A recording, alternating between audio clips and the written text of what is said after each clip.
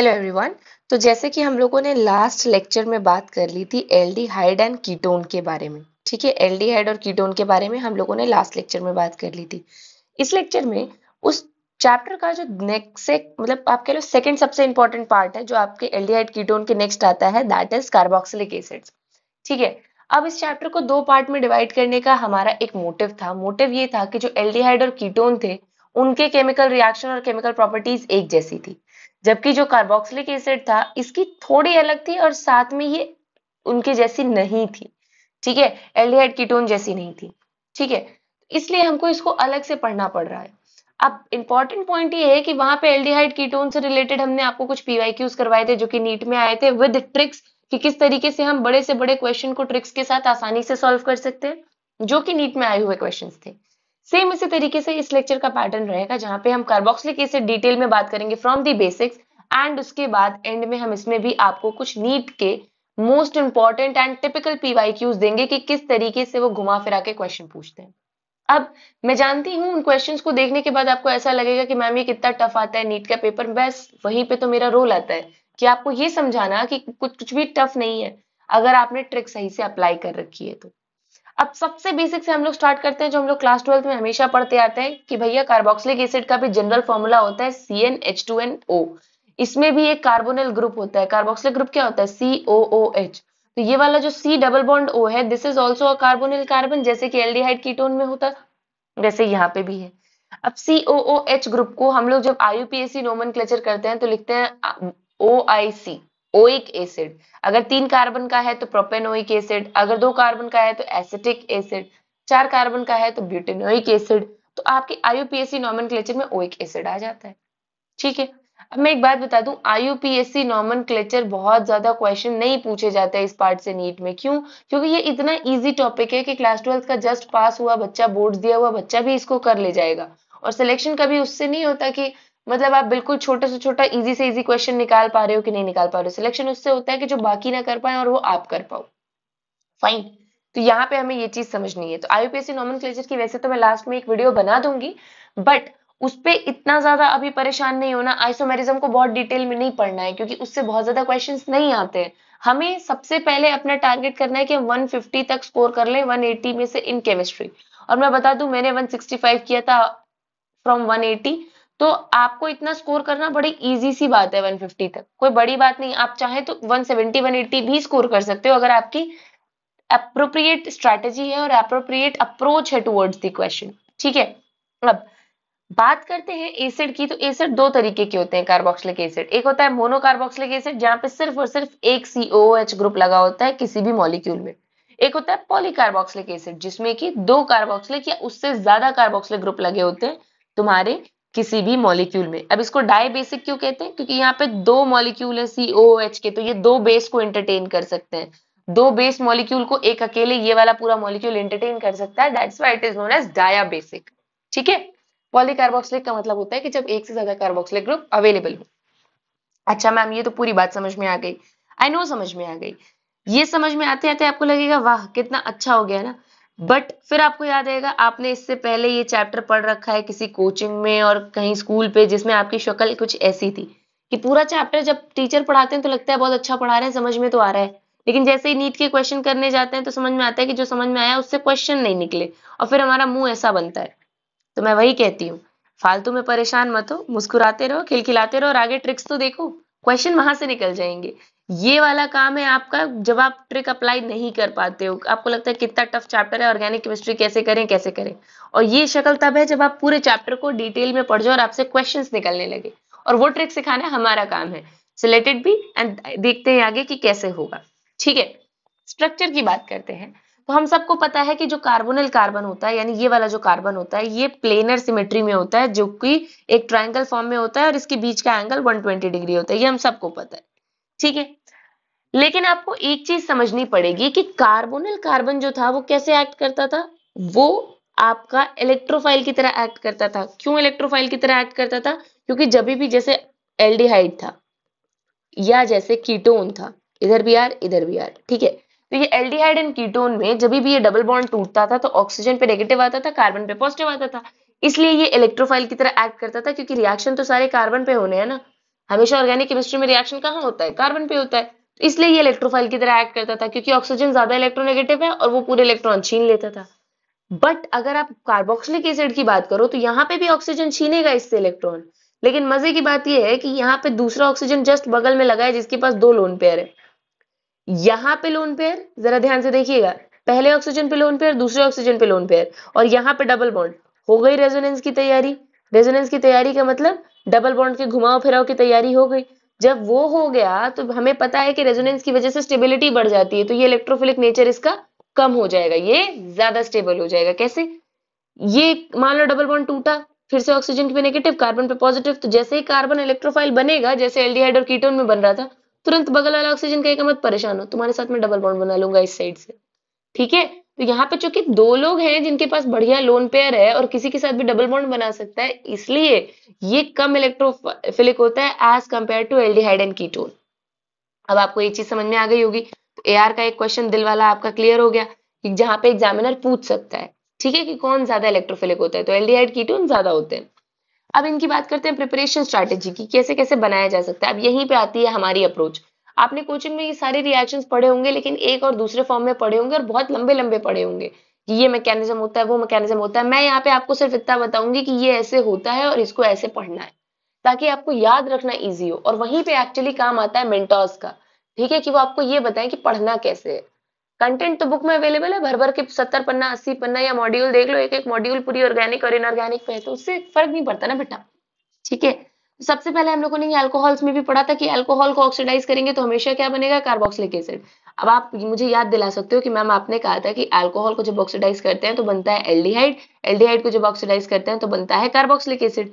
ये बहुत इंपॉर्टेंट आपको रोड मैप है जो याद रखना है। क्या याद रखना है कि अल्कोहल को अगर आप माइल्ड थोड़ा सा ऑक्सीडाइज करोगे तो एल्डिहाइड कीटोन बनेगा, अगर सेकेंडरी अल्कोहल है तो एल्डिहाइड बने, अगर आप प्राइमरी अल्कोहल है तो एल्डिहाइड बनेगा, सेकेंडरी है तो कीटोन बनेगा, और अगर आप उसको भी ऑक्सीडाइज कर देंगे तो कार्बोक्सिलिक एसिड बनेगा।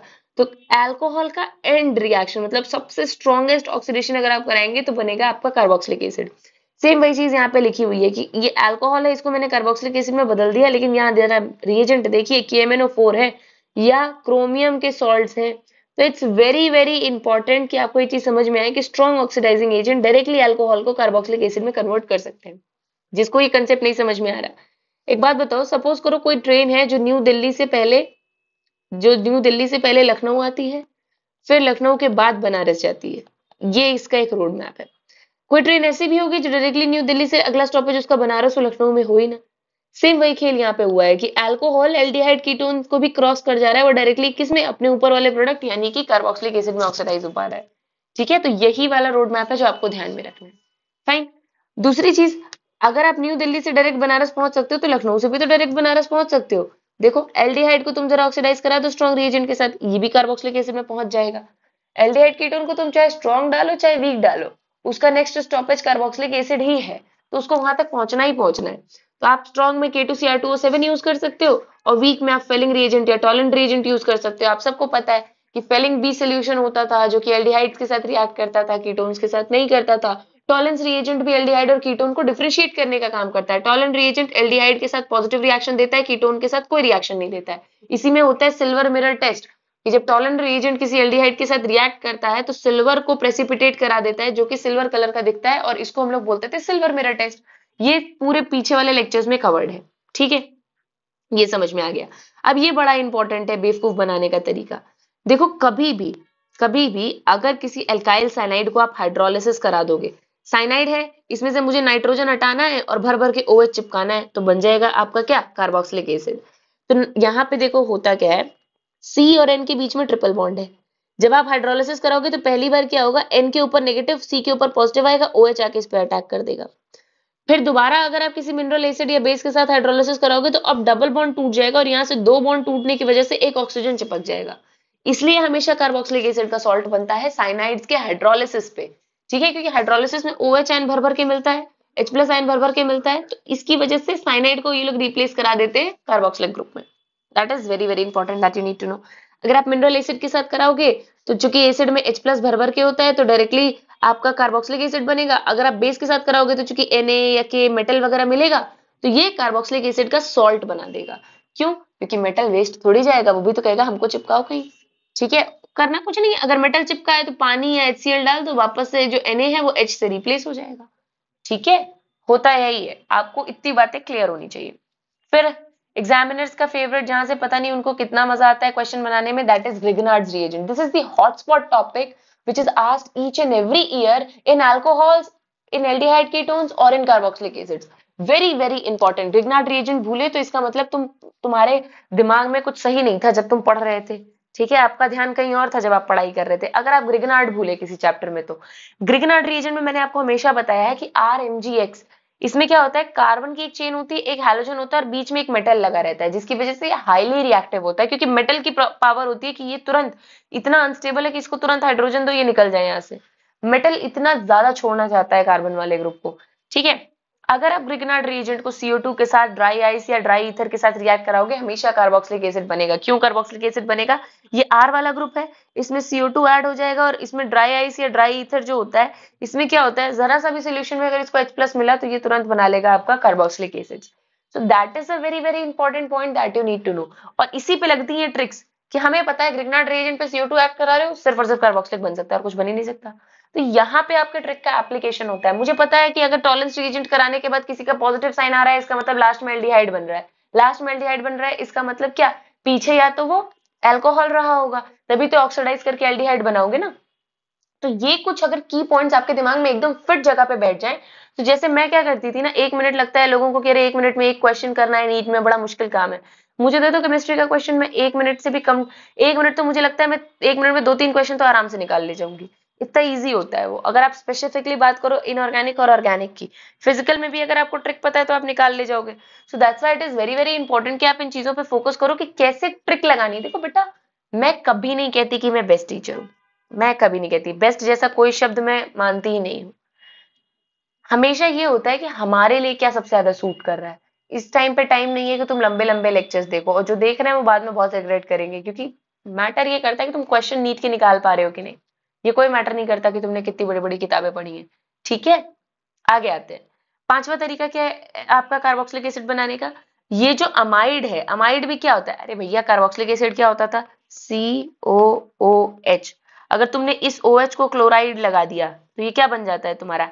एल्काइल हैलाइड या एसाइल हैलाइड जिसको बोलते हो, एसाइल हैलाइड बोल देते हो ना। अब जरा ध्यान देना, यहाँ पे C होगा।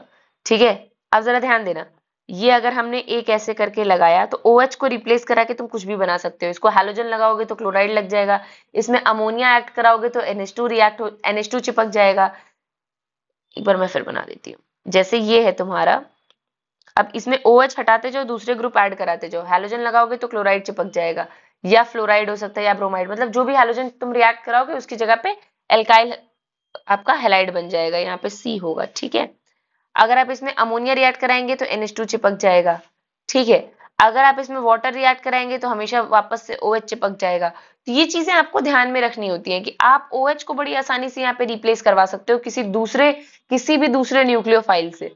ठीक है, तो यही यहाँ पे हो रहा है कि भैया जो एसिड का डेरिवेटिव है कहीं ना कहीं एसिड से बना है, उनको वापस एसिड में ले आओ। जैसे कि ये क्या है, ये आपका एल्काइल अमाइड है। एल्काइल अमाइड क्या होगा, ये पहले OH रहा होगा, जिसने किसी ने अमोनिया रिएक्ट करा के NH2 चिपका दिया। तो अगर तुमको एसिड बनाना है तो NH2 को हटा दो, पानी वापस डाल दो, NH2 हट जाएगा, COOH बन जाएगा। अगर आपका ये क्या है, ये बेसिकली हैलाइड है ना, हैलाइड है, इसमें तुम पानी डाल दो फिर से OH चिपक जाएगा। सेम वही चीज। एसिड एनहाइड्राइड क्या होता है? एसिड एनहाइड्राइड का मतलब होता है, जैसे देखो ये हो गया एक RCOOH और ये दूसरा एसिड का मॉलिक्यूल हो गया RCOOH। यहां से अगर OH निकल जाए, है ना, एक OH निकल जाए, ठीक है, और यहां से H निकल जाए, तो कंपाउंड क्या बनेगा? RC डबल बॉन्ड O, फिर यहाँ पे O, फिर यहाँ पे C डबल बॉन्ड O और R। यही तो बनेगा। एक H ये वाला निकला, एक OH ये वाला निकला।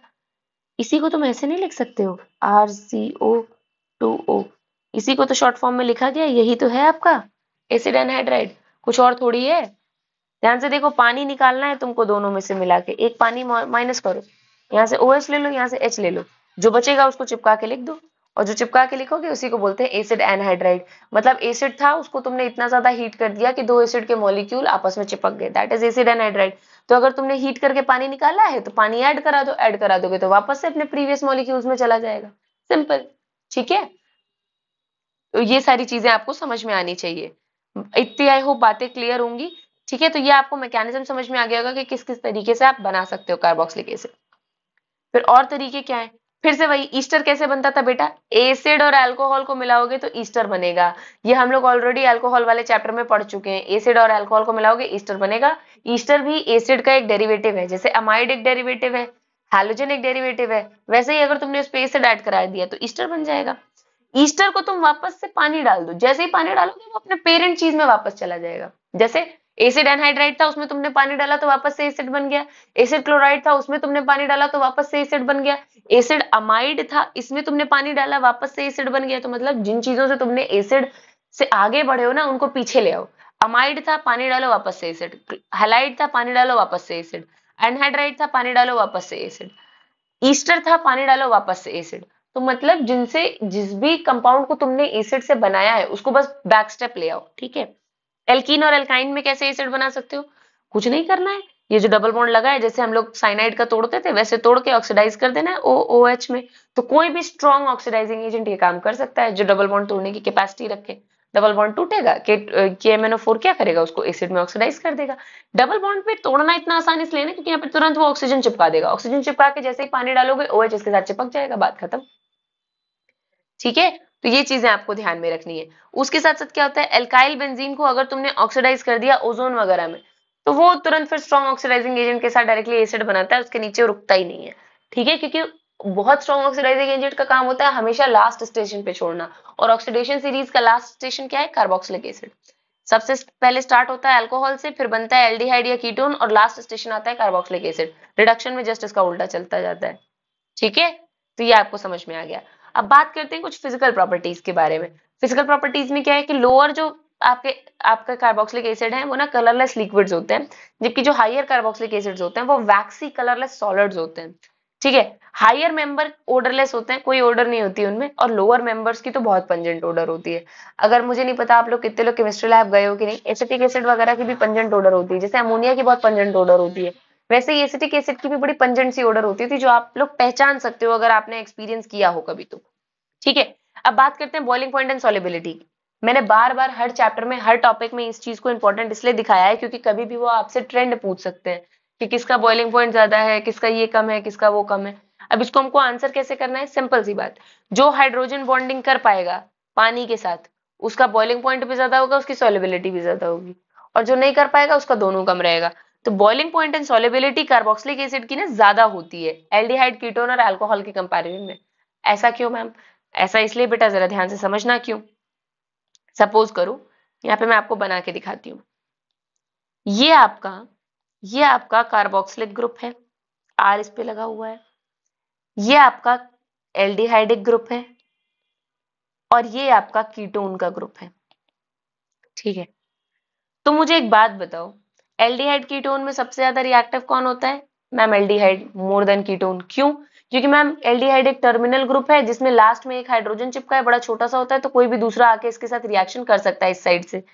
कीटोन में दोनों साइड भारी भारी आर लगे हुए हैं जिसकी वजह से ये किसी को जगह ही नहीं देता इतने आसानी से रिएक्शन करने के लिए, तो रिएक्टिविटी उसकी कम होती है। ठीक है, सेम वही चीज कार्बोक्सिलिक एसिड में मैम एक तरफ छोटा सा OH ग्रुप लगा है तो कोई भी आके इसके साथ रिएक्शन कर सकता है। Very good. बॉइलिंग पॉइंट की बात करते हैं, रिएक्टिविटी की तो हमने बात कर ली, अब हम बॉइलिंग पॉइंट की बात करते हैं कि बॉइलिंग पॉइंट किसका ज्यादा होगा। देखो बेटा, बॉइलिंग पॉइंट वगैरह डिपेंड करता है तुम्हारे हाइड्रोजन बॉन्डिंग पे।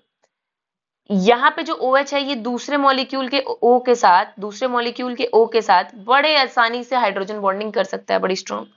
और ये वाला OH दूसरे O के साथ भी, अपने O के साथ भी कर सकता है। ठीक है, इसी तरीके से एल्डिहाइड भी कर सकता है, लेकिन कीटोन नहीं कर पाएगा क्योंकि दोनों साइड भारी भारी R लगे हुए हैं, तो हाइड्रोजन बॉन्डिंग उतनी स्ट्रांगली हो नहीं पाती है।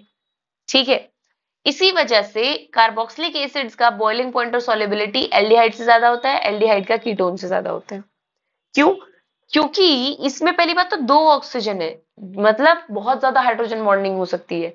ठीक है, अपने में भी हो सकती है, पड़ोसियों में भी हो सकती है। एल्डिहाइड अपने में नहीं हो सकती, सिर्फ पड़ोसी से हो सकती है। और कीटोन ना अपने से हो सकती है ना पड़ोसी से हो सकती है। ठीक है, अल्कोहल जरा देखो क्या होता है, अल्कोहल OH होता है सिर्फ, इसमें तो कोई कार्बोनिल ग्रुप ही नहीं है, तो अगर कोई कार्बोनिल ग्रुप ही नहीं है तो एक OH कितनों से कर लेगा? बड़े कम से साइड में कर पाएगा। सबसे ज्यादा अच्छी हाइड्रोजन बॉन्डिंग होती है डबल बॉन्डेड ऑक्सीजन में, उसके बाद आती है सिंगल बॉन्डेड ऑक्सीजन में, क्योंकि जितना डबल बॉन्ड होगा उतना ज्यादा इलेक्ट्रोनेगेटिविटी होती है, जिसकी वजह से हाइड्रोजन बॉन्डिंग पॉसिबल है। ठीक है, तो आपको ये समझ में आ गया कि क्यों यहाँ पे ऐसा लिखा हुआ है कि बॉइलिंग पॉइंट सॉल्युबिलिटी ज्यादा होती है एज कंपेयर टू आपका एल्डिहाइड एंड कीटोन। वही मैंने बताया, हाइड्रोजन बॉन्डिंग की वजह से एसोसिएशन ज्यादा होता है ना, खुद के मॉलिक्यूल्स के साथ भी और पानी के मॉलिक्यूल्स के साथ भी। ठीक है, अब इसका आप एक रीजन यहाँ पे मेंशन कर सकते हो, हाइड्रोजन बॉन्डिंग। एक्सटेंसिव एसोसिएशन का मतलब वही हुआ कि एक दूसरे के साथ हाइड्रोजन बॉन्डिंग में ये बड़े स्टेबल कंपाउंड्स बनाते हैं। ठीक है, अब मैम बात करते हैं आपके कार्बोक्सिलिक एसिड की केमिकल प्रॉपर्टीज के बारे में। कार्बोक्सिलिक एसिड बहुत स्ट्रॉन्ग एसिड होते हैं, तभी तो इनके नाम के पीछे एसिड आता है ना, as compare to alcohol and phenol. सबसे ज्यादा स्ट्रॉन्गेस्ट अल्कोहल, सबसे ज्यादा स्ट्रॉन्गेस्ट एसिड कौन सा होता था ऑर्गेनिक में? अल्कोहल, है ना। उतना तो आपका ये एल्डिहाइड वगैरह भी नहीं होते थे, अल्कोहल होता था, एल्डिहाइड होते थे, लेकिन दोनों में थोड़े डिफरेंसेस थे, है ना, जो आप पीछे वाले लेक्चर्स में देख सकते हो। तो ये अल्कोहल फिनॉल से ज्यादा एसिडिक क्यों हो गया? अल्कोहल फिनॉल से ज्यादा एसिडिक इसलिए हो गया बच्चों, क्योंकि जैसे ही ये H+ देगा तो ऑक्सीजन के ऊपर नेगेटिव चार्ज आएगा, इस ऑक्सीजन पे नेगेटिव चार्ज आएगा और ऊपर है डबल बॉन्ड और उसके ऊपर है 2 लोन पेयर, तो ये कहेगा बहुत बढ़िया, ये नेगेटिव चार्ज भर भर के इलेक्ट्रॉन, यहाँ पे डबल बॉन्ड भर भर के इलेक्ट्रॉन, ऊपर इलेक्ट्रॉन इलेक्ट्रॉन नाच रहे, रेजोनेंस कर लेगा ये तीनों के साथ। और जब रेजोनेंस कर लेगा तो ये इसके एक्स्ट्रा इलेक्ट्रॉन्स दोनों में ऐसे घूमते रहेंगे और बड़ा स्टेबल सा एक कार्बन आयन बन जाएगा, कार्बोक्सिलेट आयन बन जाएगा, सॉरी। दैट्स वाई ये चाहता है कि ले लो भैया मुझसे H+। जैसे ही मेरे पे नेगेटिव चार्ज आएगा, मेरे 2 भाई बंधु बैठे हैं रेजोनेंस करने के लिए। कैसे रेजोनेंस हो रहा है? देखो, जैसे ही ऑक्सीजन पे नेगेटिव, कार्बन के पर डबल बॉन्ड, एक बॉन्ड छोड़ के डबल बॉन्ड और फिर लोन पेयर, हो गया भर भर के आपके इलेक्ट्रॉन्स का इंतजाम। और जहां इलेक्ट्रॉन्स का ताना बाना बैठता है, भर भर के अवेलेबिलिटी होती है, वहीं पे रेजोनेंस होने लगता है। दैट्स वाई रेजोनेटिंग स्ट्रक्चर इतना स्टेबल है, इसीलिए ये ज्यादा एसिडिक होता है as compare to alcohol and phenol. ये कहता है प्लीज ले जाओ मेरा H+, मैं देने को एकदम उतावला बैठा हूं। ठीक है, अब अगर तुमने कार्बोक्सिलिक एसिड में आपने इलेक्ट्रॉन विड्रॉइंग ग्रुप लगा दिए तो एसिडिक स्ट्रेंथ बढ़ जाएगी। जैसे मान लो यहाँ पे तुमने R की जगह मान लो फ्लोरीन लगा दिया, है ना, कहीं फ्लोरीन लगा दिया इसके आसपास, तो फ्लोरीन तो और कहता है ऐसा है इलेक्ट्रॉन मुझे शेयर कराओ, माइनस चार्ज में बहुत आसानी से झेल सकता हूँ। ये अगर माइनस लेने को तैयार है तो पक्का ऑक्सीजन पे क्या आएगा? प्लस आएगा, तो ये हाइड्रोजन वाला प्लस के फॉर्म में निकलने के लिए आसानी से रहेगा। मतलब हमें कैसे भी एसिडिक बनाने के लिए H+ निकालना है, अब H को प्लस के फॉर्म में निकालना है तो कोई खींचने वाला चाहिए ना इलेक्ट्रॉन, जो इलेक्ट्रॉन को खींचेगा तभी तो H+ निकलेगा। जितना ज्यादा तुम इलेक्ट्रॉन विड्रॉइंग, जितना इलेक्ट्रॉन को खींचने वाले ग्रुप लगाओगे, उतना ज्यादा कार्बोक्सिलेट एनायन स्ट्रॉन्गर होता जाएगा, इसलिए एसिडिक स्ट्रेंथ बढ़ती है। दिस इज अ ट्रिक, इसलिए यहाँ पे दिल बने हुए हैं। ठीक है, मैम ने फूल पत्ती के डिजाइन में नहीं बनाए, जानबूझ के बनाए ताकि अगर आप लोग पीडीएफ में भी पढ़ो तो आपको समझ में आ जाए कि भैया कहाँ से क्वेश्चन बनते हैं, कहाँ पे एग्जामिनर का दिल और दिमाग अटका रहता है, वहीं वो आपके साथ खेल कर देगा। ठीक है, यहाँ तो जरा सी भी, मुझे लगता है पढ़ते तो सारे बच्चे हैं नीट के, मेहनत सब करते हैं, सिलेक्शन सबका नहीं होता। रीजन ये है कि जो लोग बहुत ज्यादा पढ़ते हैं वो अंट संट इधर उधर बहुत ज्यादा पढ़ रहे होते हैं, उनको ये नहीं पता होता है कि टीचर पूछने क्या वाला है हमसे नीट में। ठीक है, और समझदार वो होते हैं जिनको पता है कि हमसे ये पूछा जाएगा, किसी भी फॉर्म में घुमा के पूछ लो, तो वो वही चीजें पढ़ते हैं, और ये टाइम आ चुका है समझदारी दिखाने का। ठीक है, तो आपको ये कुछ ट्रिक्स पता होनी चाहिए कि अगर आपने अल्कोहल विड्रॉइंग ग्रुप लगाया है तो एसिडिक स्ट्रेंथ बढ़ जाएगी, इसका जस्ट उल्टा कर दो, इलेक्ट्रॉन डोनेटिंग ग्रुप लगाओगे तो एसिडिक स्ट्रेंथ कम हो जाएगी। क्यों कम हो जाएगी? जरा ध्यान से देखो, इधर मैंने तुमको इलेक्ट्रॉन फेंकने वाला ग्रुप लगा दिया, वो कह रहा है हमसे नहीं संभाल पाएंगे इलेक्ट्रॉन, हम संभाल ही नहीं सकते, प्लीज ले लो प्लीज ले लो। अरे भैया, अगर तुम इधर इलेक्ट्रॉन फेंकोगे तो कार्बन भी नहीं संभाल पाएगा, वो ऑक्सीजन पे फेंकेगा, ऑक्सीजन कहेगा हमको इससे छीनना है कि तुम्हारा संभालना है, हम पहले बताओ करेंगे तो करें क्या? हम हाइड्रोजन से इलेक्ट्रॉन छीने ताकि वो H+ के फॉर्म में निकले, कि हम तुम्हारा इलेक्ट्रॉन पहले संभाले? करें तो करें क्या? इसीलिए ये कंफ्यूज होकर फिर काम नहीं कर पाता है। तो इसको जितना कम इलेक्ट्रॉन दोगे ऑक्सीजन को, वो उतना हाइड्रोजन से छीनेगा, और जितना छीनेगा उतना एसिडिक स्ट्रेंथ बढ़ जाएगी। ठीक है, तो ये आपको समझ में आना चाहिए, इतनी बातें क्लियर होनी चाहिए। ठीक है, तो एसिडिक स्ट्रेंथ आपका प्लस आई इफेक्ट से डिक्रीज हो जाता है। प्लस आई इफेक्ट का मतलब वही हुआ, जो अपने इलेक्ट्रॉन संभाल ना पाएगा, कहे प्लीज ले लो प्लीज ले लो, जैसे कि कोई मिथाइल ग्रुप हो गया, कोई इथाइल ग्रुप हो गया, ये वाले एसिडिक स्ट्रेंथ को वीक कर देते हैं। क्यों? ये कहते हैं प्लीज ले लो, हम तुम्हें इलेक्ट्रॉन शेयर करने के लिए रेडी हैं। और ऑक्सीजन कहता है ऐसा है बेवकूफ, पहले मुझे हाइड्रोजन से छीनने दे, मैं तेरा क्या संभालू, मेरे को अपनी एसिडिक स्ट्रेंथ बढ़ानी कि तेरा मैं इलेक्ट्रॉन लेके संभालू।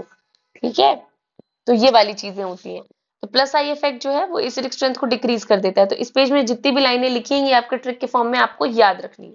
ठीक है, अब आते हैं नीचे, जितना ज्यादा इलेक्ट्रोनेगेटिव एटम आपने इस ग्रुप के साथ अटैच कर दिया, इस कार्बोनिल के साथ अटैच कर दिया, इलेक्ट्रोनेगेटिव मतलब जो इलेक्ट्रॉन अपनी तरफ खींचे ताकि ऑक्सीजन की मदद करे ऊपर से खींच के लाने में, वो उतना ज्यादा एसिडिक स्ट्रेंथ बढ़ाएगा। ठीक है, जितना ज्यादा तुम खींच पाओ उतना ज्यादा तुम्हारी एसिडिक स्ट्रेंथ। ठीक है, ये यहाँ पे लिखा हुआ है। अब कुछ केमिकल रिएक्शंस देख लेते हैं। जहां पे OH बॉन्ड टूटता है, मतलब COOH, तो जहां पे ये O और हाइड्रोजन वाला टूटता है ना, ये वाला बॉन्ड, उस रिएक्शंस को हम लोग पहले देख रहे हैं। तो जहां पे एक मुझे जरा बात बताओ, COOH वाले बॉन्ड को तोड़ोगे तो ये तो एसिडिक स्ट्रेंथ वाले रिएक्शन हो गए ना, क्योंकि एसिडिक स्ट्रेंथ में ही तो H+ के फॉर्म में निकलता है हाइड्रोजन, एसिडिक कैरेक्टर के लिए तो H+ के फॉर्म में निकलता है हाइड्रोजन। तो यहाँ पे क्या है, अब तुम किसी भी एसिड का अगर सोडियम कार्बोनेट के साथ रिएक्शन कराओगे, डेफिनेटली तुरंत सोडियम का सॉल्ट बन जाएगा और आपका CO2 रिलीज हो जाएगा। अगर तुम सोडियम बाइकार्बोनेट के साथ कराओगे, फिर से वही सॉल्ट बनेगा, CO2 रिलीज हो जाएगा। तुम बेस के साथ एसिड का रिएक्शन कराओगे, सॉल्ट बन के पानी बन जाएगा। और तुम मेटल के साथ एसिड का रिएक्शन कराओगे तो हमेशा सॉल्ट बन के हाइड्रोजन रिलीज होगी। यही तो इसके एसिडिक स्ट्रेंथ का प्रमाण है ना, कि सिर्फ मेटल दिया तुमने तब भी हाइड्रोजन निकल गया। कह रहे हैं हम इतने उतावले बैठे हैं कि हमको तुम सिंपल मेटल दे दोगे, हम तब भी हाइड्रोजन निकाल देंगे। यही इसके एसिडिक स्ट्रेंथ का प्रमाण है। Are you getting my point, कि जैसे ही आप सोडियम मिलाओगे, अल्कोहल के साथ आपको हाइड्रोजन देखने को नहीं मिलेगा, क्योंकि अल्कोहल वीक एसिड है एज कंपेयर टू कार्बोक्सिलिक। लेकिन कार्बोक्सिलिक कहता है मैं तो स्ट्रॉन्ग हूं, मैं तो तुरंत निकाल के फेंकूंगा। ठीक है, तो ये वाले रिएक्शन आपके पूरे पूरे इनऑर्गेनिक वाले हैं। जैसे हमने पीरियोडिक टेबल में पढ़ा था कि किसी भी मेटल के या कार्बोनेट को आप रिएक्ट कराओगे तो CO2 निकल जाएगा और मेटल वाला सॉल्ट बन जाएगा। सेम वही चीजें यहाँ पे हो रही है। ठीक है, अब दूसरा आते हैं दूसरे ग्रुप ऑफ रिएक्शंस में। दूसरे ग्रुप ऑफ रिएक्शन में क्या है, जहां पे ये वाला बॉन्ड टूटे, COOH में से जहां पे आपका CO वाला बॉन्ड टूटे, दिस वन CO वाला बॉन्ड टूटे, तो अगर आपका क्या होगा, अगर आपका किसी भी एसिड पे दिस विल बी CO, है ना, OH वाला बॉन्ड टूटे। ठीक है, अगर वाला आपका किसी भी एसिड में, यहां पे मैंने आपको समझाया था कि ये है इस तरीके से एसिड, किसी भी रिएक्शन में अगर ये CO वाला बॉन्ड टूटेगा, OH वाले के बगल वाला, मतलब सिंगल बॉन्ड OH पूरा पूरा टूटेगा, तो वो ये रिएक्शंस होंगे। और ये रिप्लेसमेंट होता है बेसिकली। रिप्लेसमेंट क्या होता है, OH को हटा के अगर तुमने हैलोजन से रिएक्शन कराया तो हैलाइड चिपक जाएगा। OH को हटा के अगर तुमने अमोनिया से रिएक्शन करा तो अमाइड बन जाएगा। OH की जगह पे क्या चिपक गया, NH2 चिपक गया। अगर तुमने किसी अल्कोहल को रिएक्शन करवाया तो OH की जगह पे OR चिपकेगा, इसी को बोलते हैं ईस्टर।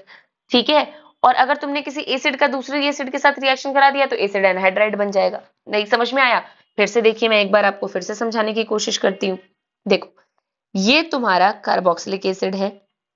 यहाँ पे अगर तुमने मान लो क्लोराइड रिएक्ट करवाया, तो क्लोराइड रिएक्ट कराओगे PCl5 से या PCl3 से, तो ये तुम्हारा कुछ इस तरीके से बन जाएगा। ये तुम्हारा क्लोरीन चिपक जाएगा OH की जगह पे, क्योंकि OH बॉन्ड भी आसानी से जाने को तैयार रहता है, C डबल बॉन्ड O कभी आसानी से नहीं टूटता। अगर तुमने यहाँ पे अमाइड रिएक्शन करा दिया, अमाइड रिएक्शन यानी अमोनिया करवाया, तो ये क्या बन जाएगा, RCONH2, मतलब जो OH है उसकी जगह पे दूसरा वाला ग्रुप लाके चिपकाना है।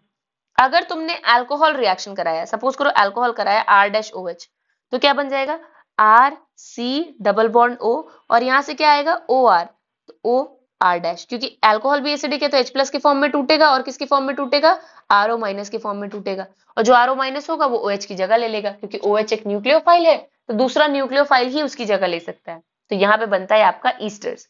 और आपको लास्ट रिएक्शन क्या है कि एसिड एनहाइड्राइड कैसे बनेगा। लास्ट रिएक्शन क्या है कि एसिड एनहाइड्राइड कैसे बनेगा। मान लो दो एसिड के मॉलिक्यूल है COOH, ये वैसे तो मैं पहले भी समझा चुकी हूँ लेकिन फिर से, क्योंकि बड़ा सा मॉलिक्यूल है तो देख के लोग डर जाएंगे।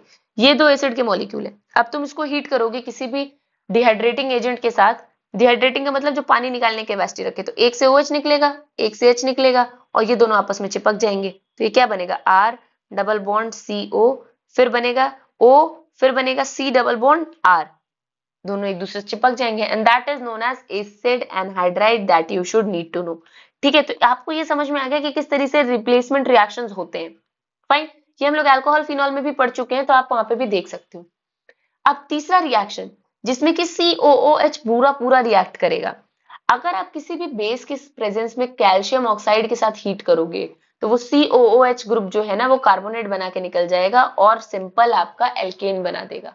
भाई जो RC डबल बॉन्ड OOH था, ये CO2 निकालने की कैपेसिटी रखता है लेकिन बड़े स्ट्रॉन्ग रिएजेंट्स के साथ, तो ये CO2 निकल जाएगा इसमें से। ठीक है, तो बचेगा क्या, एल्केन बचेगा। इसी को बोलते हैं डी कार्बोक्सिलेशन, क्योंकि हो कुछ नहीं रहा है, सीधे से CO2 निकल जा रहा है उसमें से, जो कि बाहर पड़े सोडियम हाइड्रोक्साइड के साथ रिएक्ट करके सोडियम कार्बोनेट बना ले रहा है, और कुछ नहीं।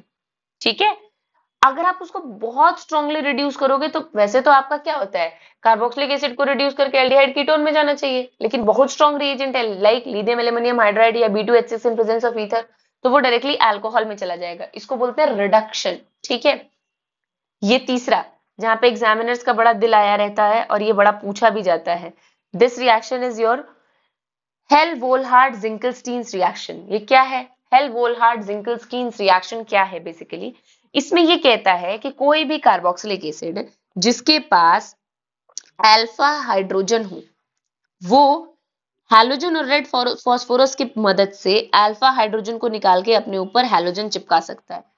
इसी को बड़ा सा नाम दे दिया इन्होंने, alpha hello carboxylic acid. Alpha पे हैलोजन लगा हुआ है, ऐसा कार्बोक्सिलिक एसिड। नहीं समझ में आया, चलिए मैं आपको फिर से समझा देती हूँ। देखो, ये कहता है कि कोई भी कार्बोक्सिलिक एसिड जिसके पास अल्फा हाइड्रोजन हो, अल्फा हाइड्रोजन हो, तो हमें अच्छी तरह पता है कि ये है कार्बोनिल ग्रुप, ये है अल्फा कार्बन, और इससे चिपका हुआ जो हाइड्रोजन है ये है आपका अल्फा हाइड्रोजन। ठीक, ये कहता है बेसिकली ये कहता है बेसिकली कि कभी भी अगर आपके अल्फा पोजीशन पे हाइड्रोजन लगा हुआ है तो वो एसिडिक, पहली बात तो ये एसिडिक है, एसिडिक है तो H+ निकालने की टेंडेंसी बहुत ज्यादा रखता है। कैसे रखता है, ये वाला कार्बन जो है वो पॉजिटिव चार्ज आ जाएगा, जैसे ये बॉन्ड टूटेगा तो ऊपर नेगेटिव, इस पे पॉजिटिव, यहाँ पे बगल में रेजोनेंस बन रहा है, लेकिन ये कोशिश करता है कि इधर से भी थोड़ा बहुत इलेक्ट्रॉन खींच पाए ताकि ये वाला हाइड्रोजन H+ बन के निकल जाए। एसिडिक है तो हाइड्रोजन H+ बन के निकाल ही सकता है, क्योंकि इधर वाला तो सब रेजोनेंस में स्टेबल हो जाता है, COOH वाला तो रेजोनेंस में सब कुछ स्टेबल हो जाता है, तो वो पीछे वाला हाइड्रोजन निकालने की कोशिश करता है जिसके पास भी अल्फा पोजीशन पे हाइड्रोजन होगा। इसको निकालना आसान है, हाइड्रोजन तो बेचारा सीधा साधा मॉलिक्यूल है, पूरी ऑर्गेनिक केमिस्ट्री में कोई इसको थप्पड़ मार के इलेक्ट्रॉन छीन लेता है कि जाओ तुम H+ के फॉर्म में। ठीक है, जैसे ही ये जाएगा तो यहाँ पे जो एक हाइड्रोजन जाएगा तो इसकी जगह पे दूसरा कोई भी हैलोजन, चाहे वो क्लोराइड हो चाहे वो ब्रोमाइड हो, प्लस के फॉर्म में आके चिपक जाएगा in presence of red phosphorus, क्योंकि रेड फॉस्फोरस एक Cl- तोड़ता है, एक Cl+ तोड़ता है, इसीलिए दूसरा वाला हाइड्रोजन की जगह पे आके चिपक जाएगा। इसको बोलते हैं alpha hello carboxylic acid. This reagent is very important and this is very important, क्योंकि ये रिएक्शन कभी भी ऐसे कार्बोक्सिलिक एसिड पे नहीं हो सकती जिसमें अल्फा हाइड्रोजन ना हो। ठीक, अब आते हैं कुछ रिंग सब्स्टिट्यूशन रिएक्शन पे, वो भी एरोमेटिक एसिड में। हमने अभी तक एलिफैटिक एसिड की सारी बातें कर ली, सिंगल स्ट्रेट चेन वाली, एरोमेटिक मतलब चेन वाली, जिसमें कहीं ना कहीं आपका क्या आता है, रेजोनेंस आता है। ठीक है, सबसे पहली बात तो इलेक्ट्रोफिलिक सब्स्टिट्यूशन रिएक्शन होता है। इलेक्ट्रोफिलिक सब्स्टिट्यूशन रिएक्शन क्यों होता है, क्योंकि बेंजीन रिंग और COOH भर भर के इलेक्ट्रॉन और रेजोनेंस, पहली बात तो बेंजीन रिंग में खुद ही रेजोनेंस होता है, इसीलिए गोला बनाते हैं कि पूरा इलेक्ट्रॉन घूम रहा है, ऊपर से COOH में अपना खुद का रेजोनेंस है जिसकी वजह से ये स्टेबल रहता है। तो इतने स्टेबल चीजों पे ये इलेक्ट्रॉन किसी को देने की टेंडेंसी तो नहीं रखता। ये क्या करता है, इसके ऊपर इलेक्ट्रोफाइल जब आता है, भाई डेफिनेट सी बात है कि इतना भर भर के इलेक्ट्रॉन है तो इलेक्ट्रोफाइल ही इस पे रिएक्शन कर सकता है, न्यूक्लियोफाइल तो करेगा नहीं, क्योंकि इसके पास ऑलरेडी बहुत ज्यादा है इलेक्ट्रॉन, तो उसको न्यूक्लियोफाइल की जरूरत नहीं है। तो ये ना कार्बोनिल ग्रुप जो है वो डीएक्टिवेटिंग होता है। क्यों डीएक्टिवेटिंग होता है, ये बेंजीन रिंग जिसमें भर भर के इलेक्ट्रॉन, इसके ऊपर लगा है COOH, यहाँ पे होता है रेजोनेंस और यहाँ पे भी होता है रेजोनेंस, लेकिन CO कार्बन जो है ये कार्बोनिल वाला, ये बड़ा चालाक है, ये कहता है मुझे भी अपना इलेक्ट्रॉन शेयर करो ताकि मेरा रेजोनेंस और बढ़ पाए। तो चूंकि ये इसके साथ इसके इलेक्ट्रॉन को शेयर करने लगता है ना, दोनों तरफ रेजोनेंस चलती है, इसलिए बेंजीन रिंग पे जो होता है वो इलेक्ट्रॉन की कमी आ जाती है। और कहाँ से इलेक्ट्रॉन निकाले जाते हैं, ऑर्थो और पैरा पोजिशन से। तो बचेगा कहाँ, मेटा पे। पहला वाला पोजिशन ऑर्थो होता है, जैसे कोई भी बेंजीन रिंग है और यहाँ पे मान लो COH लगा हुआ है, तो जो पहली पोजीशन होती है इसको बोलते हैं ऑर्थो, जो दूसरी होती है इसको बोलते हैं मेटा, और जो तीसरी होती है इसको बोलते हैं पैरा। तो जब रेजोनेंस होगा ना, ये जब इसके इलेक्ट्रॉन्स अपने साथ ले लेगा, कहेगा भैया तुम भी रेजोनेंस में, हम भी रेजोनेंस में, आओ सब मिलके रेजोनेंस करें, तो पूरे इलेक्ट्रॉन रेजोनेंस में चले गए, बचे कम। तो जब बचेंगे कम तो जो भी जब भी कोई इलेक्ट्रॉन छीना जाता है बेंजीन रिंग से, या बेंजीन रिंग का इलेक्ट्रॉन रेजोनेंस में चला जाए, तो मेटा पोजिशन ऐसी होती है जो कि आपके इलेक्ट्रोफाइल्स के लिए पोजिशन आती है कि आओ अब यहाँ पे रिएक्ट करो। ठीक है, तो कोई डीएक्टिवेटिंग का मतलब है जो बेंजीन रिंग से इलेक्ट्रॉन लेने की कैपेसिटी रखता हो, कोई भी डीएक्टिवेटिंग ग्रुप अगर लगेगा तो मेटा पोजीशन पे ही बाकी लोगों को रिएक्ट करवाएगा, क्योंकि मेटा पोजीशन ही इकलौती ऐसी बचती है जहां पे थोड़े बहुत इलेक्ट्रॉन का पावर बच जाता है ड्यू टू रेजोनेंस। कभी यहाँ पे पॉजिटिव आएगा, नेगेटिव आएगा, पॉजिटिव आएगा, नेगेटिव आएगा। तो इन ए नटशेल आपको जो याद रखना है कि डीएक्टिवेटिंग ग्रुप मेटा पोजीशन पे ही रिएक्शन करवाते हैं। तो कार्बोक्सिलिक एसिड डीएक्टिवेटिंग है। अगर आप इसमें कंसंट्रेटेड NO3 और H2SO4 डालोगे तो क्या चिपकेगा? NO2 चिपकेगा। लेकिन NO2 कहाँ चिपकेगा? मेटा पोजीशन पे, क्योंकि ऑर्थो और पैरा पे तो अब इलेक्ट्रॉन्स बचे नहीं। सबसे ज्यादा खींचने की पावर किसी की भी कहाँ से होती है? ऑर्थो से होती है और पैरा पे होती है। अब वहां से अगर इलेक्ट्रॉन खींच रहा है तो बचेंगे कहाँ? मेटा पे बचेंगे। सेम वही चीज अगर आप ब्रोमीन के साथ रिएक्शन कराओगे इन फेरिक सॉल्ट्स, तो यहाँ पे फिर ये ब्रोमीन को चिपका देगा। कहाँ चिपका देगा? मेटा पोजीशन पे। तो जो आपको ध्यान रखना है, दो स्टेटमेंट।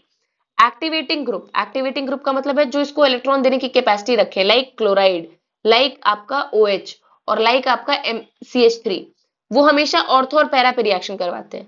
जबकि जो डीएक्टिवेटिंग ग्रुप है, जो इससे खींचने की कैपेसिटी रखते हैं, वो हमेशा मेटा पे रिएक्शन कराते हैं। That is a very important point that you need to know. ठीक है, अब आगे आते हैं कि भैया कुछ टेस्ट बता दीजिए मैम जिससे हम इनको डिफरेंशिएट कर पाए कि कार्बोक्सिलिक एसिड है कि नहीं है। फिनॉल जो है कभी भी कोई रिएक्शन नहीं देता सोडियम बाइकार्बोनेट के साथ। कार्बोक्सिलिक एसिड इसके साथ तुरंत CO2 निकाल देगा। मैंने आपको क्या बताया था? अल्कोहल फिनॉल भी एसिडिक होता है, और हम सबको पता है कि अल्कोहल से ज्यादा एसिडिक होता है फिनॉल, रेजोनेंस की स्टेबलाइजेशन की वजह से, है ना। फिनॉल एसिडिक है, कार्बोक्सिलिक एसिड भी एसिडिक है, लेकिन फिनॉल इतना एसिडिक नहीं है कि सोडियम बाइकार्बोनेट के साथ रिएक्शन दे पाए। कार्बोक्सिलिक एसिड दे देगा क्योंकि एसिड में सबसे बेस्ट है। ठीक। फेरिक क्लोराइड के साथ अगर आप फिनॉल डालेंगे तो व्हाइट कलर की पीपीटी मिलेगी, अगर आप कार्बोक्सिलिक एसिड डालेंगे तो बफ कलर्ड पीपीटी मिलेगी, जो आपको ध्यान में रखना है। ठीक है, तो ये दो टेस्ट हैं जो आपको एसिडिक स्ट्रेंथ बताएंगे। अब ये हो गई पूरी राम कहानी, जितना आपको थ्योरी पार्ट आना चाहिए कार्बोक्सिलिक एसिड के बारे में। इतना मैं आपको एश्योर करती हूँ कि बेटा नीट में क्वेश्चन इससे बाहर नहीं बनने। ठीक है, ये यही कंसेप्ट रहेंगे जो वो घुमा फिरा के पूछेंगे। तो मैटर ये करता है कि ये कंसेप्ट आपको क्लियर है कि नहीं। ठीक है, अब इसके लिए आप बड़े बड़े लेक्चर देखोगे यार तो इतना टाइम ही नहीं बचा है। आते हैं अब इसके क्वेश्चंस पे, देखते हैं मैम आपने जो पढ़ाया आप ट्रिक कैसे लगाते हो। चलो मैं क्वेश्चन रीड करूंगी, सेम टाइम पे आप कोशिश करना कि आप अपने तरीके से सॉल्व करो और मैं अपना बताऊंगी। एंड प्रोडक्ट है कुछ Z, यहाँ पे कुछ Z एंड प्रोडक्ट है। अब मुझे बताओ कि इसमें से क्या है ये Z क्या है? नहीं, क्या गेम खेलते हैं नीट वाले, ये XYZ। लेकिन यही तो मजे की बात है, क्योंकि ये खेल खेलने में अगर उनको मजा आता है तो हम इस खेल के खिलाड़ी हैं, वही तो बनना है। वो चाहते हैं आपका दिमाग खराब करना, खेल खेलना आपके साथ, XYZ लिख के आपको टफ दिखाना क्वेश्चन बड़े बड़े बॉन्ड लगा के। और हम तो खिलाड़ी हैं, अगर उनको खेलना पसंद है तो हमें खेलने का पूरा शौक है। ठीक है, अब देखो, तुम लोग सोचोगे मैम पता नहीं क्या डबल बॉन्ड है, फिर ये रिड्यूसिंग एजेंट है तो ये डबल बॉन्ड को रिड्यूस कर देगा, फिर HCl पता नहीं कहाँ चिपकेगा, फिर ये पता नहीं कहाँ होगा। मैं कहती बेटा ट्रिक लगा, Z इन्होंने पूछा है तुझसे, जरा एक बात बताना, Z से पहले लिखा है CN और उसके साथ साथ इन्होंने दिखाया है भर भर के H+। इसका मतलब अगर ये CN चिपका रहे हैं और यहाँ पे स्टार्टिंग में ये स्टार्ट कर रहे हैं रिड्यूसिंग एजेंट के साथ, दो चीजें रिड्यूस करने के लिए आपके पास ऑप्शन है। या तो आप ये एल्डिहाइडिक ग्रुप रिड्यूस कर दो, CHO जो लिखा हुआ है इसको रिड्यूस कर दो, या तो आप डबल बॉन्ड को रिड्यूस कर दो। एक बात बताओ, अगर तुमको घर के पहले, मान लो तुम्हें पैसे की नीड है, ठीक है, और तुम गलती से अपना पैसा घर पे भूल गए हो, घर के पहले कमरे में ही अगर तुम्हें 50 रुपए की नीड है वो मिल गया, तो तुम 50 रुपए लेके चले जाओगे वापस अपने काम पे, या नहीं? कि नहीं, पीछे तक जाएंगे, मम्मी के पास जाएंगे, उनसे दूसरे 50 रुपए लेंगे फिर जाएंगे। डेफिनेटली जहां काम आसानी से हो वो लेके निकल जाओ। रिड्यूसिंग एजेंट को क्या चाहिए? कहीं पे भी रिड्यूस करवाओ। सबसे बाहर क्या लगा है? Aldehydic group. वो कहेगा हम ही को कर लो। एल्डिहाइडिक ग्रुप को ये रिप्लेस करेगा तो किसमें ले जाएगा? अल्कोहल में। किसमें ले जाएगा? अल्कोहल में। हमने ये पढ़ा ही था, अल्कोहल से कराओगे तो कहां जाएगा? एल्डिहाइड या कीटोन। इसके बाद आएगा एसिड, कार्बोक्सिलिक एसिड। रिड्यूस कराओगे तो जस्ट इसका उल्टा होगा, है ना। एल्डिहाइड कीटोन को रिड्यूस कराओगे अल्कोहल बनेगा।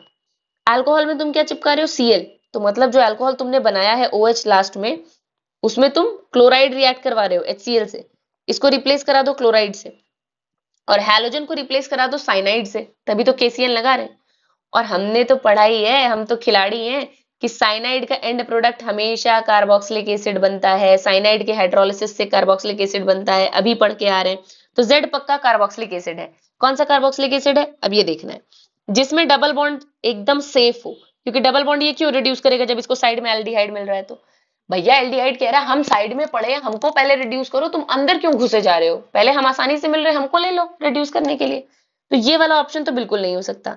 C और B और D तो नहीं हो सकता, क्योंकि इसमें डबल बॉन्ड दिख ही नहीं रहा है। ठीक है, B D नहीं हो सकता। अब बात आती है कि या तो C है या तो A है। जरा ये वाला कार्बन काउंट करो, 1 2 3 4। ये ए वाला 1 2 3 4 5 और सी वाला 1 2 3 4। बेटा जब भी साइनाइड लगाते हो तो हाइड्रोलिसिस तो इस वाले कार्बन का होता है। 4 कार्बन तुम लेके चले हो, 5वां कार्बन यहाँ ऐड कर रहे हो साइनाइड वाला, तो हमेशा जो Z बनेगा 5 कार्बन का बनेगा। 4 कार्बन यहाँ, 1 कार्बन इसका, क्योंकि इसके हाइड्रोलिसिस से ही तो OH बनता है ना, COOH। आंसर आ जाएगा ऑप्शन ए। अब आपको मैं समझाती हूँ कि मैंने ये ट्रिक लगाई कैसे। हमें पता है कि अगर साइड में डबल बॉन्ड है और एल्डिहाइड है तो वो एल्डिहाइड को किसमें रिड्यूस कर देगा, अल्कोहल में। तो यहाँ पे हो गया CH2OH, ये बन गया X। अब यहाँ पे आप Cl लगाएंगे तो बनेगा CH3, CH double bond CH, CH2 Cl। इस क्लोराइड को इन्होंने क्या किया है, इस पे साइनाइड चिपका दिया है, CH CH2 Cl, और साइनाइड के आपके ऑक्सीडेशन की वजह से बन गया है कार्बोक्सिलिक एसिड, जो कि आपका है Z। देखा मेरी ट्रिक, साइनाइड लगा रहे हो, हाइड्रोलिसिस करा रहे हो, बनेगा कार्बोक्सिलिक एसिड, चारों में कार्बोक्सिलिक एसिड है। क्लोरीन लगा रहे हो, इसका मतलब पहले कभी ना कभी ये एसिड बना है, एल्डिहाइड के रिडक्शन से अल्कोहल बनेगा, सॉरी, अल्कोहल के ऊपर तुम क्लोराइड चिपका रहे हो, और एक साइनाइड यहाँ पे, 4 कार्बन यहाँ पे, तो हमेशा 5 वाला आंसर हो जाएगा। ठीक है, इस तरीके से आपको ट्रिक्स लगाने हैं और यही फायदा होता है। एक बार मैंने आपको लॉन्ग मेथड से समझा दिया, एक बार मैंने आपको ट्रिक से समझा दिया, अब आपको जो सूट करे that's your choice. Next question, ma'am ये वाला क्वेश्चन बताइए तो माने। ठीक है चलो ये वाला भी देख लो। इसमें कहा गया है एक्स और वाई पहचानो इस सीक्वेंस में। फिर से क्या है ये क्या है, एक कीटोन है, एक बेंजीन रिंग है। रुको यार, पहले इसको थोड़ा मैं इमेज को शिफ्ट करती हूँ। देखो ये बेंजीन रिंग है और ऊपर एक दूसरा आर लगा है, बीच में फंसा है CO बेचारा, तो कीटोन है। कीटोन को ये ऑक्सीडाइज कर रहे हैं, कीटोन को ऑक्सीडाइज करोगे हमेशा क्या बनेगा, कार्बोक्सिलिक एसिड बनेगा। लेकिन ये KMnO4 से कर रहे हैं तो पोटेशियम इसके साथ आके चिपक जाएगा, यहाँ पे ये बनेगा COO के, पानी डाल दोगे तो COOH। यही तो पूछा गया है तुमसे। तो X क्या है, X है तुम्हारा कार्बोक्सिलिक एसिड जिसमें कि पोटेशियम का सॉल्ट हो, यानी C वाला ऑप्शन, और लास्ट में Y डाले हो तो कार्बोक्सिलिक एसिड बन गया है। पानी डालोगे K हटेगा, H चिपक जाएगा, आंसर विल बी C। इतने में हमें समझ जाना है, यही आंसर है। इसी तरीके से ट्रिक्स लगाते हैं। क्या आपको ये समझ में आया, पानी डाल रहे हो तो लास्ट में बनेगा तो कार्बोक्सिलिक एसिड ही भैया, तो जब लास्ट में कार्बोक्सिलिक एसिड है तो एक ही तो ऑप्शन है वाई वाला जिसमें कार्बोक्सिलिक एसिड बन रहा है, इसलिए option C will be the right answer. ठीक है आगे चलते हैं। मैम ये वाला क्वेश्चन करके बताइए, हमने बड़े मुश्किल से आपके लिए लाया है। ठीक है चलो ट्राई करते हैं। ये क्या है, ये आपका हैलो एल्केन है जिसपे कि Mg ईथर। अब Mg ईथर देखते ही मेरा दिमाग ठन्नाएगा, कहेगा ये एक्स ग्रिगनार्ड रिएजेंट है। हमें पता ही नहीं एक्स हमेशा ग्रिगनार्ड रिएजेंट होगा, कभी भी Mg को ईथर के साथ रिएक्ट कराओगे ग्रिगनार्ड रिएजेंट ही बनना है। एक्स वाला आपका ग्रिगनार्ड रिएजेंट, पहले ही जैसे ही मैम ने लाइन पढ़ी मैम का दिमाग क्लिक किया और आंसर सॉल्व कि एक्स ग्रिगनार्ड है। वाई क्या है पहचानना है, और जेड क्या है ये भी पहचानना है। ग्रिगनार्ड रिएजेंट पे CO2 की रिएक्शन हमेशा क्या बनेगा, कार्बोक्सिलिक एसिड, तो वाई हमेशा कार्बोक्सिलिक एसिड हो जाएगा, वाई आपका कार्बोक्सिलिक एसिड हो गया। और कार्बोक्सिलिक एसिड पे अल्कोहल की रिएक्शन क्या बनेगा, ईस्टर। खेल खत्म। CH3 Mg चिपकाओगे ग्रिगनार्ड रिएजेंट, 2 कार्बन 3 कार्बन हो नहीं सकता क्योंकि एक ही कार्बन यहाँ पे लेके चले हो तो Mg बस चिपक रहा है ना, तो एक ही कार्बन वाला ग्रिगनार्ड बनेगा, इसलिए option A will be the right answer, Grignard carboxylic last में ईस्टर। हो गया खेल खत्म। तुम्हें समझ में आ रहा है कि तुम लोग जिस क्वेश्चन में 5-5 मिनट ले लोगे, मैम उसको इतने सेकंड 30 सेकंड के अंदर अंदर कैसे सॉल्व करके आंसर निकाल के आगे बढ़ सकती है। और तब आपको समझ में आ गया होगा कि कैसे मेरे 165 आए थे आउट ऑफ 180। यही ट्रिक थी बेटा, मैं दिमाग से खेलती थी, मुझे पता था एग्जामिनर कहाँ से क्या पूछ सकता है और मैं उसी के दिमाग से खेलना पसंद करती हूँ कि वैसे ही काम करना है हमको। ठीक है आगे। अब देखो ये बड़ा वैसा रिएक्शन आता था AR में, और नहीं तो हमारे एम्स वगैरह में आता था, फिल इन द ब्लैंक्स करके। ये Hell-Volhard-Zinkelstein's reactions, the carboxylic acid are halogenated at alpha position। हमें पता है अल्फा वाला हाइड्रोजन एसिडिक होता है तो अल्फा पोजीशन पे हैलोजिनेशन होती है। यूजिंग फॉस्फोरस यूज करते हैं हम और उसके साथ साथ हैलोजन यूज करते हैं हम। हो गया ऑप्शन बी, बात खत्म। ठीक है तो आपको स्टेटमेंट पढ़ते ही आंसर क्लिक करना चाहिए। Next question, which of the following is the correct order for relative acidic strength. वही बात, अब एसिडिक स्ट्रेंथ की बात करते हैं। तो इन्होंने क्या चिपका रखा है, फ्लोराइड चिपका रखा है, ब्रोमाइड चिपका रखा है, क्लोराइड चिपका रखा है। सबसे स्ट्रॉन्गेस्ट इलेक्ट्रॉन विड्रॉइंग ग्रुप कौन सा होता है, अगर फ्लोरीन क्लोरीन और ब्रोमीन में मैं बात करूं, सबसे आसानी से इलेक्ट्रॉन कौन खींच सकता है, फ्लोराइड, फिर क्लोराइड और फिर ब्रोमाइड। क्यों, फ्लोराइड सबसे छोटा और सबसे इलेक्ट्रोनेगेटिव है तो ये आसानी से इलेक्ट्रॉन्स को अपनी तरफ खींच सकता है। क्लोराइड उससे कम, ब्रोमाइड सबसे कम। तो हमने पीछे एक ट्रिक पढ़ी थी कि जो इलेक्ट्रॉन को जितना ज्यादा खींचेगा, मतलब electron withdrawing group acidic strength को बढ़ाते हैं। सबसे ज्यादा इलेक्ट्रॉन विदड्रॉइंग फ्लोराइड, फिर क्लोराइड, फिर ब्रोमाइड, इसलिए option C will be the right answer. Chloride fluoride से ज्यादा हो नहीं सकता, ब्रोमाइड क्लोराइड से ज्यादा नहीं हो सकता, क्लोराइड ब्रोमाइड से हो सकता है, लेकिन फ्लोराइड सबसे एंड में थोड़ी रहेगा। सबसे ज्यादा खींचेगा फ्लोराइड, इसलिए सबसे ज्यादा एसिडिक होगा फ्लोराइड। तो जो भी इलेक्ट्रॉन खींच सकता है वो एसिडिक स्ट्रेंथ बढ़ा देगा। ठीक है, नेक्स्ट क्वेश्चन। अब ये देखते हैं कि ये बड़ा इंटरेस्टिंग क्वेश्चन है, बेंजीन रिंग वगैरह बनी हुई है। आधे बच्चे बोलेंगे मैम आपको मजा आ रहा है, हमें ये मौत का खेल लग रहा है, मौत का कुआं, जिसमें पता नहीं डुबकी खा के हम जिंदा बचेंगे कि मारे जाए निकलेंगे। कुछ मौत का खेल वेल नहीं होता बेटा, ये मैं बताऊं, बहुत ज्यादा यूट्यूब वालों ने और फालतू का, जिन टीचर्स को बड़ा थेसिस लिखने का मन होता है ना, बड़ा बड़ा करके पढ़ाने का मन होता है अपने आप को बेस्ट साबित करने के लिए, उन्होंने एक खेल मचा रखा है कुछ भी मुश्किल नहीं अगर ध्यान से देखो तो। ठीक है, इसमें हमसे पूछा फाइनल प्रोडक्ट सी बताओ, ये सी प्रोडक्ट कौन सा होगा जो कि इस रिएक्शन का सीक्वेंस है। फिर से वही वाला खेल, लुका छुपी कि पहचानू मैं कौन हूं। ठीक, अब देखो, अगर मेरा दिमाग चलेगा ना, मैं इसमें क्लियरली क्या सोचूंगी कि भैया सी से पहले रिएजेंट कौन सा है। कभी भी ट्रिक लगाने से पहले ये ध्यान देना कि जो एंड प्रोडक्ट है उसके पहले रिएक्शन किसकी हो रही है, ये पहला स्टेप होता है ट्रिक लगाने का। ये कुछ तुम्हें जाना पहचाना नहीं लग रहा, वुल्फ वाला रिएक्शन है ये, वुल्फ किशनर्स रिएक्शन है ये, क्योंकि ये जो दो अमोनिया के सॉल्ट्स हैं वो उसी में यूज किए जाते थे जहां पे डायरेक्टली किसी कीटोन को या एल्डिहाइड को जब हमको एल्केन में कन्वर्ट करना होता था। ये वुल्फ किशनर वाला सॉल्ट है, NH2NH2 in presence of base and heat, ये वुल्फ किशनर रिएक्शन हो गई। मतलब सी हमेशा क्या बनेगा, हमेशा ये सिंपल एल्केन बनेगा। कौन से में एल्केन दिख रहा है, हट ये तो एसिड दिख रहा है, ये कीटोन दिख रहा है, ये अल्कोहल दिख रहा है, सी वाला ही तो बचा जिसमें आपका सिर्फ और सिर्फ एल्केन दिख रहा है। हो गया, बस लास्ट चीज देखो, क्वेश्चन सॉल्व। अच्छा मैम हमें हम कैसे मान लिया, आपने सही बताया, गलत भी तो बता सकती हैं, आपको पढ़े हुए इतना टाइम हो गया और हमारे इतने बड़े बड़े कोचिंग इंस्टीट्यूट के टीचर्स कहते हैं कि पहले ए बनाओ फिर बी बनाओ फिर सी बनाओ। बेटा उन्हीं टीचर से हम भी पढ़े हैं और ये ट्रिक्स हमने उन्हीं से सीखी है, एक्चुअली हमने खुद बनाई है, बट इतने सारे क्वेश्चन प्रैक्टिस किए ना कि हमें समझ में आ गया कि वो टीचर क्यों है और उनका क्यों सिलेक्शन नहीं हो पाया। क्योंकि पढ़ने से सिलेक्शन नहीं होता, कम टाइम में क्वेश्चन सॉल्व करने से सिलेक्शन होता है। ठीक है, नहीं बात मानोगे मेरी तो चलो मैं अपने आप को प्रूव कर देती हूँ। एसिड के ऊपर PCl3 रिएक्ट करा रहे हो तो OH निकलेगा, यहाँ पे क्लोराइड चिपकेगा ए पे।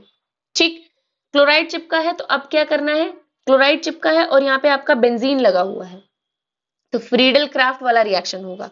देखो CH3COCl प्लस ये है आपका बेंजीन रिंग, तो ये फ्रीडल क्राफ्ट वाला रिएक्शन होता है तो क्या बनता है, ये हो गया आपका इस तरीके से एसाइलेशन, COCH3 ऐसे चिपक जाएगा। ये हो गया आपका कीटोन, और कीटोन पे अगर आप वुल्फ किशनर कराओगे तो हमेशा आपका क्या बनेगा लास्ट में, कीटोन या एल्डिहाइड पे एल्केन। ठीक है, तो आपका ऑप्शन हो गया सी। अब आपको समझ में आ गया कि ए क्या है, बी क्या है। ठीक है, और सी तो मैंने आपको बता ही दिया। इस तरीके से क्वेश्चन सॉल्व करते हैं, that is a very very important point जो मैं आप सबको चाहूंगी कि आप लोग सीखो।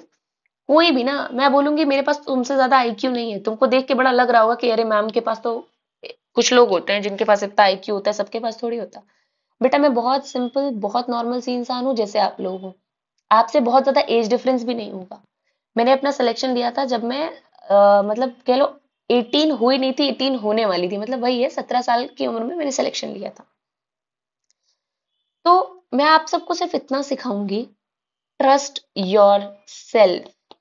जितना तुम खुद पे ट्रस्ट करोगे उतना तुम्हें फायदा होगा कि तुम कर सकते हो।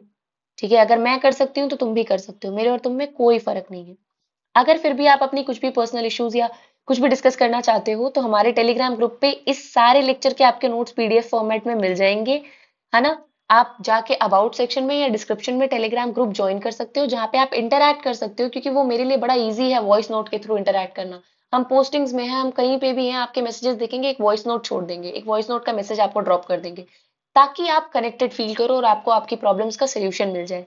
दूसरी चीज, आप डॉक्टर तान्या सिंह के नाम से एक इंस्टाग्राम है, आप वहां पे भी हमें ज्वाइन कर सकते हो। I will be very glad. देखो यार, पैशन मेरा मेडिसिन है, मुझे मेडिसिन के अलावा कोई करियर चाहिए नहीं था, मेरा पैशन है मेडिसिन, मैं मेडिसिन में एंटर कर गई। इंटरेस्ट मेरा टीचिंग है, मुझे लगता है कि हाँ ठीक है मैं पढ़ा सकती हूँ, तो अपना पैशन प्रोफेशन अलग चीज है कि वो करते रह रहे हैं। टीचिंग मेरा इंटरेस्ट है कि कैसे मुश्किल से मुश्किल चीजों को बच्चों के लिए आसान कर दिया जाए, ताकि ये जो फालतू का खौफ बना हुआ है ना, जो 20 lakh 21 lakh aspirant, oh my god NEET NEET NEET NEET, इतना फालतू का ड्रामा कर रहे हो, कुछ होता नहीं है। ठीक है, जिंदगी बहुत बढ़िया है, बहुत बड़ी है, मौज से काटो और मौज से पढ़ाई करो। हमने मजे में पढ़ाई की थी, ठीक है, हमने कभी ये सोचा ही नहीं था कि नहीं हुआ तो क्या होगा, ये नहीं हुआ तो क्या होगा। अरे क्यों नहीं होगा? जिस इंसान का सिलेक्शन हो रहा है उसके भी 2 हाथ 2 पैर है, हमारे भी 2 हाथ और 2 पैर है, सबका क्रेनियल कैपेसिटी सेम है। बायो वाले स्टूडेंट्स हो, इवोल्यूशन तो पढ़ रखा है, तो फिर ऐसा क्यों कि किसी एक से होगा दूसरे से नहीं होगा? सिर्फ अप्रोच का डिफरेंस होता है। और मैं बताऊं, मैंने पाया है कि ये जो कोचिंग इंडस्ट्री है ना, ये बहुत मेजर रोल प्ले करती है आपके सिलेक्शन ना होने में, क्योंकि ये इतना पढ़ाते हैं फालतू चीजें, इतना पढ़ाते हैं जिसकी रिक्वायरमेंट नहीं होती। मैं आकाश से थी, 1 साल के लिए मैं थी वहां पे, बट मैं कभी नहीं कहती कि मेरा सिलेक्शन उनकी वजह से हुआ है। मेरा सिलेक्शन इसलिए हुआ है क्योंकि मुझे समझ में आ गया कि बाकी जो बच्चे बड़े बड़े कोचिंग में पढ़ रहे हैं गलती क्या कर रहे हैं, फालतू के मॉड्यूल्स पढ़ रहे हैं, फालतू के इतने बड़े बड़े मैकेनिज्म पढ़ रहे हैं। अबे चुपचाप टू दी पॉइंट पढ़ो और क्वेश्चन का सोल्यूशन निकालो और आगे बढ़ो। आपको कोई टीचर थोड़ी बनना है, ठीक है? So at the end, all the very best, stay motivated, stay tuned.